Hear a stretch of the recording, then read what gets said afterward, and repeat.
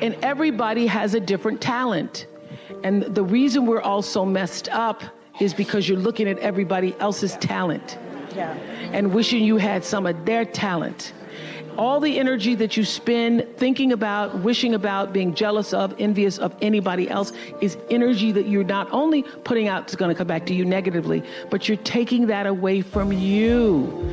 All your energy should be forced on, what do I have to offer? What do I have to give? How can I be used in service? Because Dr. King's message of not everybody can be famous, but everybody can be great, because greatness is determined by service.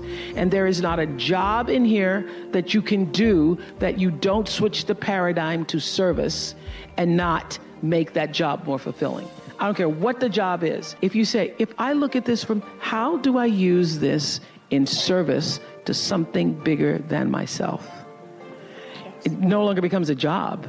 It becomes an offering to the world. There is not one thing that has ever happened to you, not one experience, not one encounter, not one crisis, not one joyful thing that hasn't happened just to make you better and help you rise. Every single thing you're calling in, whether you know it or not, when you figure out that you are calling it in, when you actually start meditating or praying or doing or having a spiritual practice, which is the number one thing you need if you want to be successful in the world. You need something that gives back and nourishes you, regardless of what you call that. You need to fill your cup so that you can be so full your cup runneth over and you have enough to give to other people. If you don't fill your cup, you end up dried up. You end up tired, exhausted, and don't have enough to give to other people. You end up resentful every time somebody asks you because your cup is empty and now they want some of yours. So your number one job is to fill your cup and make yourself whole. That's your job. And I am now at this stage of my career thinking about how to do that more poignantly and fruitfully. I'm now looking for ways that I can do that to create a level of sustainability within our communities that will go long beyond, my lifetime. Everything you even try to do to me is already done to you. That is not just a rhetorical saying, that is law. That is Newton's third law of motion in physics, which says everything that goes out is coming back. It's just like everything that goes up is coming down, may take it a long time to come down, is coming down. Everything that goes out is coming back, it's coming back. So, to answer the power of manifestation and meditation, what meditation does is sync you up with the source. What meditation does is allows you to literally tap into the power that created you so that you are in alignment with that. And so when you carry that out into the world, everything that you do comes from the center of that alignment that's coming from the source that we call God, we call divine energy, divine intelligence, whatever name you want to give it to, we call life. When you are synced up with life, life just gives to you. Wherever you are in your life, in your relationships, every person that you encounter, every experience, the person wants to know, was that okay? Was that okay? And what I started to hear was that what people are really saying is, did you hear me? Did you hear me? And did what I say mean anything to you? And so I started to listen with that in mind, with that intention of validating that your being here, you're speaking to me, you're taking the time to do this with me is important because you matter. And that's true for everybody who's watching or listening, that every argument that you ever have, every encounter, the person just wants to know, did you hear me? Did you see me? And did I say anything that mattered? You will find true success and happiness if you have only one goal. There really is only one, and that is this: to fulfill the highest, most truthful expression of yourself as a human being. You want to max out your humanity. by using your energy to lift yourself up, your family, and the people around you. Theologian Howard Thurman said it best. He said, "Don't ask yourself what the world needs. Ask yourself what makes you come alive, and then go do that. Because what the world needs is people who have come alive." Do you believe that you are worthy of happiness? Do you believe that happiness, success, abundance, comfort, fulfillment, peace, joy, love is a part of your birthright? Is that what you believe? Or do you believe something else? Because you will manifest the life that you believe. I've always known that no matter what my belief is, I'm going to be all right. Empowerment is authority. It is a signed permission slip to actually seize the day. It's the process of getting stronger and more confident and more engaged. And to be empowered is to move through the world without any kind of fear or any kind of apology. And with these gifts comes an even deeper privilege, I believe, and that is the ability to take charge of your own life, to own yourself, and claim your rights. And here's what I know for sure, that to whom much is given, much is expected. And I have been given so much. I've earned it, I've been blessed with it, but I've been given a lot. And that's why I've chosen to use my life to lift other people up. Nobody's journey is seamless or smooth. We all stumble, we all have setbacks. If things go wrong, you hit a dead end, as you will. It's just life's way of saying, time to change course. So ask every failure. This is what I do. Every failure, every crisis, every difficult time, I say, what is this here to teach me? And as soon as you get the lesson, you get to move on. If you really get the lesson, you pass and you don't have to repeat the class. If you don't get the lesson, it shows up wearing another pair of pants or skirt to give you some remedial work.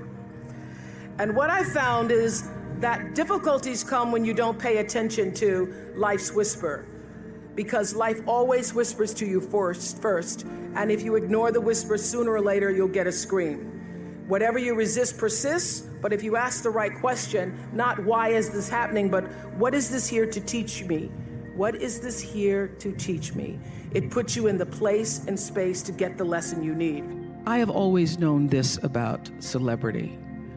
The real power of being somebody that somebody knows, and I really think that the only difference between being famous and not is that more people know your name. So the only difference between understanding that is understanding that what Selma has done, what Susan has done, what Anna has done, Rebecca has done, what Jim has done, what I've done, you too can do. Because true philanthropy comes from living from the heart of yourself and giving what you have been given. How will you do that? How will you use your personality, the energy of your personality, to serve that which is your soul's calling? I know this for sure. Any life, no matter how fantastic it is, how glorious it seems, how much attention you receive, how much square footage you have, any life and every life is enhanced by the sharing and the giving and the opening up of the heart space. Your life gets better when you can find a way to share it with someone else. So what we've done, you can do. The real empowerment comes when every person leaves this room and makes a decision. Maybe that decision is that you will write a check and support some of the wonderful organizations you've heard here today. But the true decision is, how will you use yourself? How will you use everything that you have been given to serve that which is greater than yourself? How will you use that to become truly, authentically empowered? Now, it is a beautiful thing to receive an award and to be on the cover of Variety. Thank you very much. It's a beautiful thing. But the true reward is in the lives that you are able to touch and the people who you know you have impacted. I live and move and have my being. And you want to know why I am really so successful? I knew that at 4 years old. I knew that when my grandmother said, you better watch me now, because one day you're going to have to learn how to wash these clothes and hang them up like this. So watch how I hold these clothespins in my mouth. I went, And the reason I could do that is because spirit, otherwise known as intuition, my instinct said, that's not going to be my life. So we all have that spiritual side. And this lesson tonight is about connecting to it. I believe that beneath the surface of all physical problems is a spiritual solution. There is a spiritual solution. Why? Because you are a spiritual being having a human experience. That's the beginning of understanding spirituality. You are a spiritual being having a human experience. And I would say reading is the strongest signal for success in the future that I've ever seen. It is the strongest.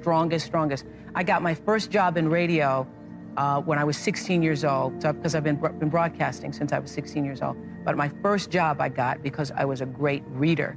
When you are a great reader, you can articulate and speak and command the English language in ways that other people cannot.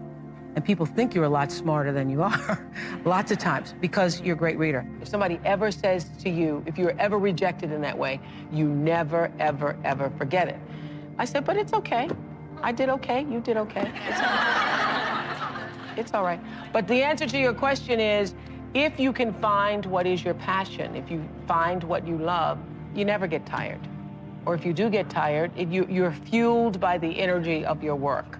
So I believe that that what has happened to me is really the beginning of the greater passion to come.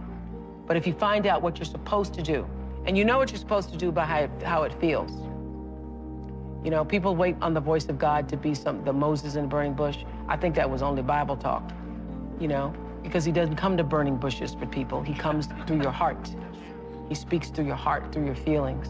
And so you know if you're doing the right thing, if it feels like it's right to you. And when you hit the thing that feels right, when you know it's the right thing, you know it's right because it gives you your juice, and you know it's right because you would do it for nothing. You would do it for nothing and find a way to be able just to do it in order to be able to continue.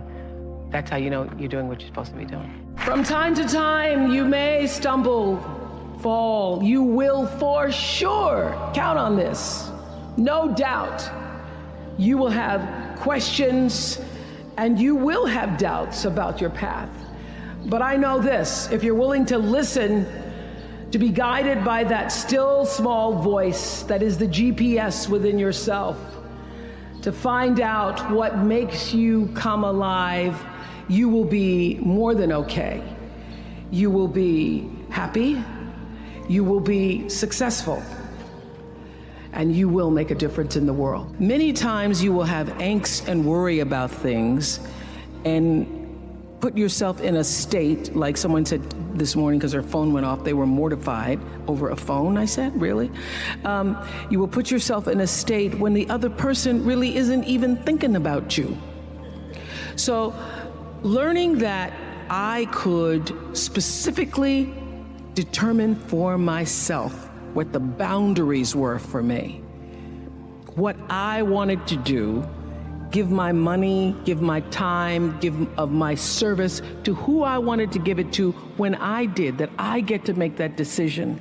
And just because you get 100 requests a week doesn't mean you have to try to fulfill all of that. Just because you have all of these demands on your time and on you doesn't mean that you have to say yes. You get to decide because you're the master of your fate. The captain of your soul, as William Ernest Henley said in Invictus.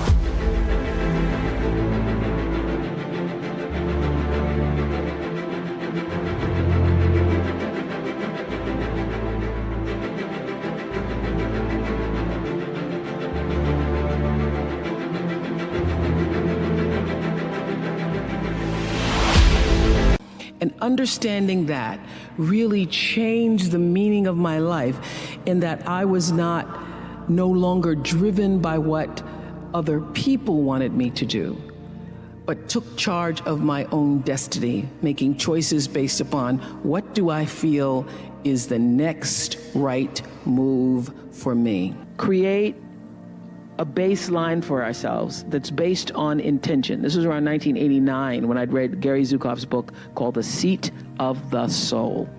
And that book was life-changing for me because in it he talked about the power of intention, and that cause and effect, what goes out comes back, is determined by your intention. The energy of your intention is what determines your life. Most people don't think about their intention. They just think about what they want to do. Most people don't think about why they want to do it. But what's going to come back to you, the energy that's going to come back to you, is the real why of why you did it.